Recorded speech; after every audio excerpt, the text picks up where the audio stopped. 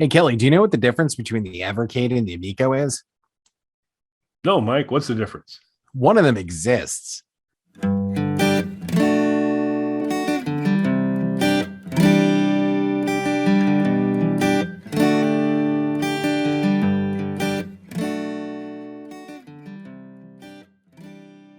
Bog Panda. Hello, everybody. Welcome back to Bog Panda. I am Dr. Mike at Official Pagan on everything, and joining me, as always, Hi, everybody. This is Kelly at KELLYTHUL on Twitter and Instagram.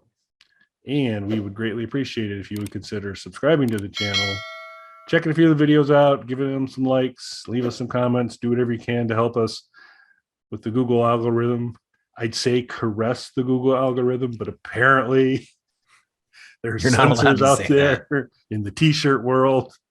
More on that later, folks. But it can help us, so consider it. And also go to our merch store and take a look at the t-shirts, whose underwriting engine may be changing in the near future. We will keep you posted on that in future videos as well. So, as we kind of alluded to, this is an Evercade based episode. And, to use the Amico I do think it's a comparable thing because when I remember a few years back when the Evercade was initially announced, a lot of people were like, it's a fun idea, but it's not going to last if it even comes out. There were a lot of people who were shaky about even pre-ordering the unit. Even myself, I was like, it's kind of a fun idea. The idea of a cartridge-based retro, a full-on retro console that uses cartridges. Now, to be fair, these are multi-game cartridges, so you're not swapping out for every game or anything like that. Depending on the size of the games, there's anywhere from 2 to 20 games or whatever on a cartridge, depending on how many there are. But it was a cool idea. I did finally pull the trigger. I got the original Evercade, and honestly, it's kind of great. It was a lot of fun playing the cartridges. The cartridges are really interesting. Some are broken down. They're usually broken down by publisher, the original publishers. So you can get, an Atari compilation cartridge. There's a Namco cartridge, different things like that. They've released hundreds of games now through dozens and dozens of these cartridges on their own proprietary media. It's not, again, all this shouldn't work in our modern day time and age, but it did so well. They ended up putting out the Evercade Versus, which is a console version of it, which has 2 cartridge slots. Now, on the original Evercade, which is a handheld unit, you could, with an HDMI cable, plug it into a TV, play it on a TV, using the unit essentially as a controller. The Versus, though, gave you 2 standard console look, 2 controllers, similar to your Nintendo and Genesis and things like that, but 2 cartridge slots. It was also a little bit more powerful. So now you got slightly better cartridges. The arcade cartridges were introduced with that, which gives you larger games and things like that on those cartridges. That apparently is done well enough that a third incarnation of the Evercade is coming out, which is so insane.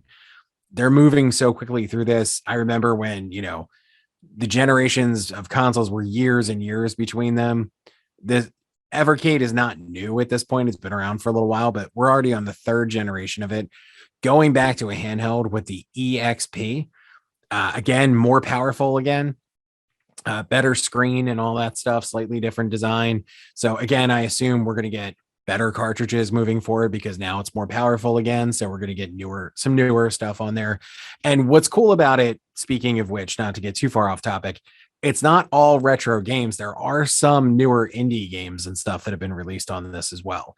And I particularly enjoy playing those because it's a fun way to kind of pick up these newer indie games on these retro style cartridges. What's cool about the EXP though is just like the At Games Legends Mini, you can rotate the screen so that you can play vertical games on it. So that's really interesting, especially, in a handheld format. Vertical games are tough because you're just losing so much of that screen real estate when there's not a lot to spare to begin with. So this is kind of a cool idea. So what did you think of this, sir, when you saw it? So I enjoyed it. And so you really kind of brought Evercade to my attention on the previous show when you talked about the first generation you bought. And then we later, when the console was announced, we did show on that. So you've been kind of keeping me tuned in, and my interest on the first one, I was like, looks kind of interesting, but I got a Switch, which is also cartridge based, other ways too, but also cartridge based, but not quite as in your face. They really do their best to hide the cartridge. You barely know. You kind of forget you're playing with a cartridge, where this is old school Atari 2600, pop that cartridge in kind of thing, full retro on that. So I thought it was pretty cool. I didn't see much that I was like, well, while there would be certain parts that would be different, and the concept of a bunch of games on the one cartridge was really cool. I just didn't say, wow, this will move me off my Switch. Yeah, this may be a good way to go. And then the console, a little bit of the same thing, that I'm running out of locations to attach consoles to my projector. And so I'm starting to try and get a little more discerning on some of those things. So I still thought it looked like a good product. But this one's got me thinking hard because that the rotating, you rotate the whole device. It's not this because this kind of the screen is the device with controllers. I was wondering how they were going to pull that off, and then looking at the form factor and the way they got the buttons set up, it made a lot of sense to me when they showed it kind of playing a vertical game. And you're right, a vertical game keeping that same aspect ratio is going to be tiny, huge bezels, which I know freak some people out. There's a pretty anti-bezel crowd out there. Usually the same people that are kind of pro coin slot, pro coin slot, anti-bevel. It's just That's not a shirt. good. That's a shirt.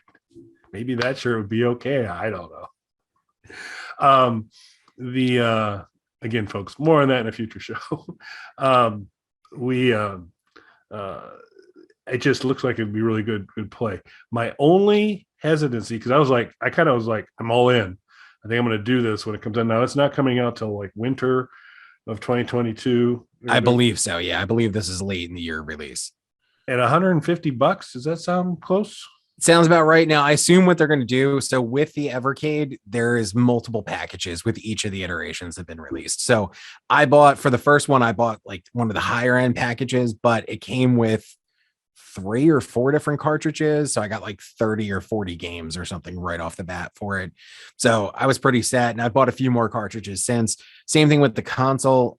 I am still, even if I pick this up, probably going to pick up the console at some point, because I do, pre-pandemic split my time between 2 different cities, and I can just kind of leave one in one place and have the handheld to go back and forth, because the cartridges are interchangeable. I can just kind of, take cartridges back and forth with me. So I kind of like that idea of just leaving one place. I might end up with all 3 generations of this console, because this looks cool too. Are you an Atari Lynx guy at all? Not really. I'm a classic Atari for the most part. Is the charm of that, but never really did the Lynx stuff. So Lynx was awkward. Like the size of it was weird. Holding it was awkward. I didn't own one, but I had friends who had it. It had some really good games though. Again, going to the Evercade. Evercade has 2, I believe now, Lynx collections for it. There were some great games for Atari Lynx. There was an Elvira pinball game. There was a really great Dracula like role-playing game on there. Some cool, like, I don't want to call it sports, but like volleyball games and different things like that. Some really good games. One of the cool things with the console itself, though, is it did have vertical games. So some games it was a weird shaped console, but some games you would hold it vertically, which made it, again, almost impossible to play because it was so big and clunky and everything. So when I saw what they were doing with this, it kind of put me in the same mindset as that, except I feel like they figured out the design, the form factor of it, where Lynx just didn't have that. Like, it was a nice idea on the Lynx, but the weird design of the actual unit itself just made it difficult. Yeah, it seemed like it was a little bit of form over function with the Lynx in terms of it looked cool. If you just kind of saw it sit on a table, go, that looks kind of cool. But the second you would pick it up and try, and it did not look real playable to me. And this one did. The Evercade, the 3rd generation Evercade, looks like the design appears right. Now, you never know until you actually start to play on it for sure. But it looks really good.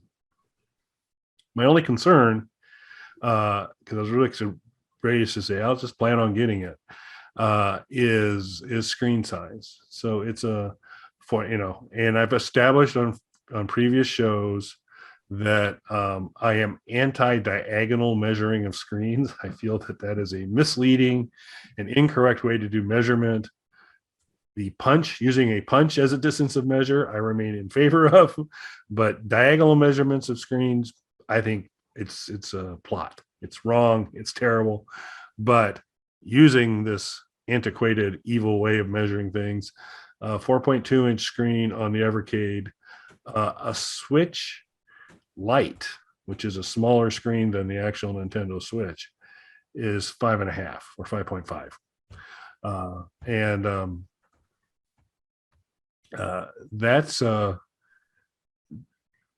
That's a big shift, but I think some of that might come into form factor for playability. Coming back to the links and stuff, is that you're going to have to manage that screen size, and there does appear to be a lot of machine on either side of the screen on the third generation Evercade, at least a little bit of. They're not really bezels, but they're just actually parts of the case. But the screen size was the one part I was a little concerned about. Yeah, I could definitely see that, but I see the other side, as you already mentioned. You have to be careful you're not going into that links territory where, yeah, the links look cool sitting on somebody's table. But as somebody who, while I didn't own it, did try and play it hands-on, it wasn't really a comfortable system to use. Especially when you're playing vertically, it was weird and off balance. Great games for it though, so which is why it's exciting to see these links games popping up on other things, particularly these links collections, and of course your totally legal ROMs on things like Super Console X that you can play on there. So I've become more of a links fan now because I can play it on other things other than an actual links. I can actually enjoy the games better. So I'm excited for this. I probably wait to see some reviews just because I just want to see it in action, but I'm kind of all in on Evercade at this point. I've had the actual Evercade, the original Evercade unit for a while now. No complaints about it. I've had nothing but fun with it. Great battery life. I really don't use the HDMI cable to play it. I know some of the early units, people weren't super happy with the connectivity with that. I didn't have a problem with it though. I did hook it up a couple of times just to try it out and see what happened. It played fine. I had no problems with it. But again, I bought it as a portable unit. Like that was the selling point of it for me. So I really didn't have a whole lot of interest in that. The versus to me is the way you're going to go anyway if you're playing it as a console, because you have two controllers, two cartridge slots, so you're not switching out cartridges back and forth. Load up two cartridges, you got a ton of games to choose from. So I think that they've really thought a lot of this out to give you some of the convenience of something modern like Super Console X. Sure, you don't have thousands of games at your fingertips, but you're also not swapping out individual games, but you're getting that more immersive feel of actually putting physical cartridges in. So I think it's a really cool kind of middle ground that they found there. Yeah, I think so. It'll be interesting to see. I think it's a smart move to kind of wait and kind of see some of these reviews, because from all appearances, playability is going to be good vertically, and that's to me probably the big thing right now that starts to set it apart. So we'll have to see on that. Excellent. Yeah, and I think it's really the selling point for me is going to be what are the vertical games available for? Because I mean, that's the big, yes, it is upgraded from the previous one. So you are going to get some better games and things like that for it. But the main selling point is that you can just rotate the screen and play vertical games. So what kind of selection of vertical games are we going to have for it? Yeah, but we all know Mike likes to go vertical. It's true. Should put that on a t-shirt. Yeah, you should try. Easier said than done. More on that soon, folks. It's coming. Yeah. Anything else for this show, Mike? No, I think that's it. Like I said, I'm kind of all in on Evercade. I mean, I feel like they've already proven that they have staying power, that there's a base behind them. There's hundreds of games that have been released, and these aren't like, ROMs that people are downloading. These are physical cartridges. There's dozens of these cartridges with multiple games on them. So hundreds of licensed titles, all legitimate and legal. I'm really impressed with everything that they've done. Yeah. And thank you. So much like I kind of coaxed you into the world of Amiga a little deeper and going through, you're kind of doing the same for me for Evercade, and I think I'm gonna like it. So we shall see. Great. Well, really appreciate you folks watching. Please consider giving the video a like, subscribe, all that good stuff, and we'll catch you again soon. Thanks, everybody.